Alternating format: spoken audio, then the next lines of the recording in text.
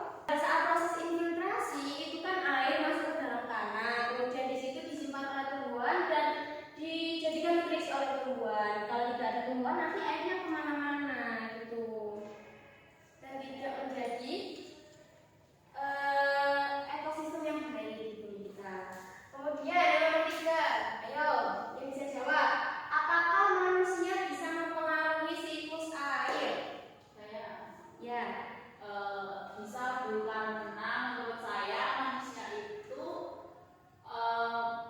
mungkin menebang pohon, nah itu kan mempengaruhi siklus air, terus menggunakan air secara berlebihan seperti kayak pabrik itu kan mungkin siklus airnya bisa berubah. Iya benar sekali. Nah ketika contohnya tadi pabrik ya, pabrik kan membuat sungai dapat menjadi kotor karena limbah pabrik. Nah air yang diserap air itu menjadi tidak bersih sehingga nanti yang dijatuhkan oleh hujan itu bukan air bersih melainkan air yang mengandung asam. Nah